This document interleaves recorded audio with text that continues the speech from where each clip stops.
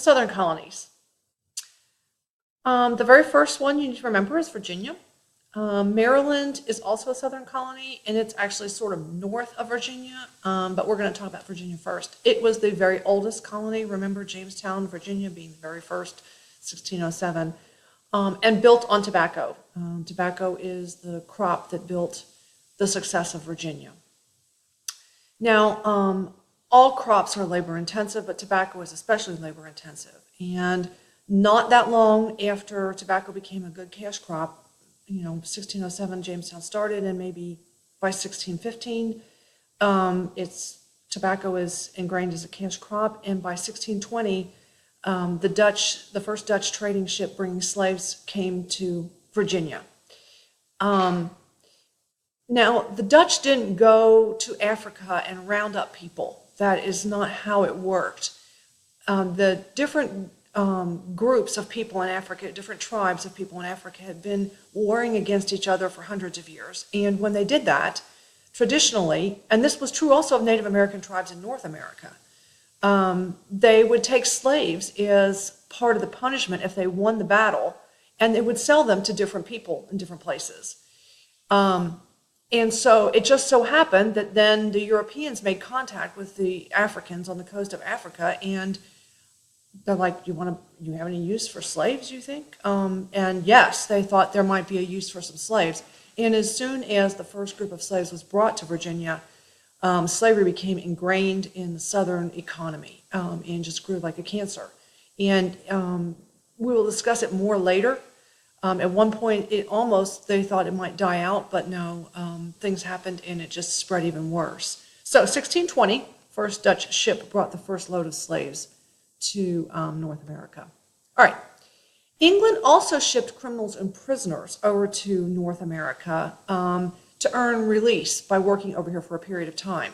Now, I'm not sure if you would really want criminals and prisoners working on your farm with you, but maybe there were certain instances and circumstances where these people probably weren't the worst of the worst criminals, and so they would send them over here and they could work off their punishment over here, maybe working for a shipping line or a lumber company or something like that. And also, we need to talk about indentured servants, because this was a huge, I don't want to say industry, but it was a huge way of making money over here, or getting yourself over here.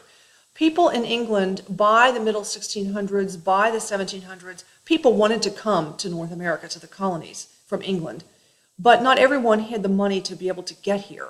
And so one way to do that was to contact someone over here who would pay for them to come here, and then they would work for free for a certain number of years, usually 5 to 7, 7 being the magic number. Not too many people worked more than 7 years as an indentured servant.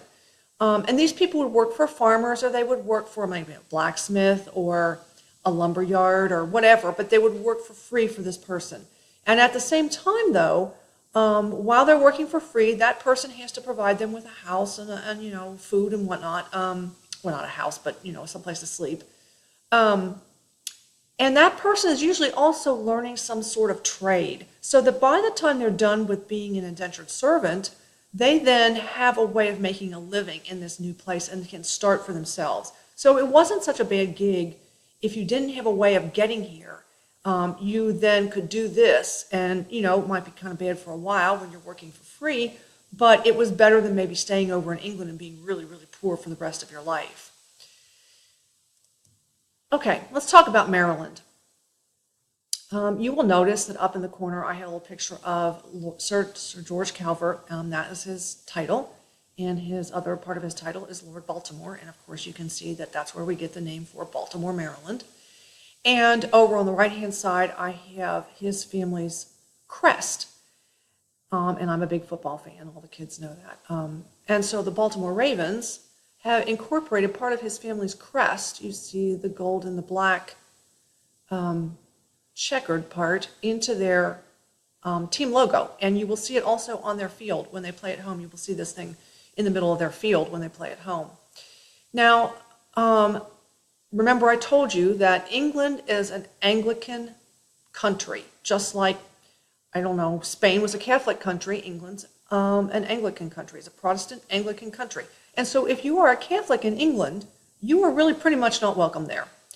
And Sir George Calvert, Lord Baltimore, says, well, maybe I can fix that. I will make a place for English Catholics, Maryland, and we'll name it Maryland after Jesus' mother Mary. And that worked out for a while, but after a while, so many other people from different religions came there to Maryland and lived there with them that still sometimes they persecuted the Catholics, even though that's what the colony was started for. However, it still is a heavily Catholic area in that part of the country. All right, let's talk about Bacon's Rebellion. This was unsuccessful. It's really sort of a footnote in history. What happened was in Virginia, the westernmost part of Virginia is backed up by the Appalachian Mountains, but the rest of Virginia is good farmland, beautiful farmland, and people were pushing westward. And as they did that, they were, encountering Native Americans, and the Native Americans weren't always friendly because they don't want these people on their land, mostly because people wanted to farm the land, and the Native Americans don't want them to farm the land.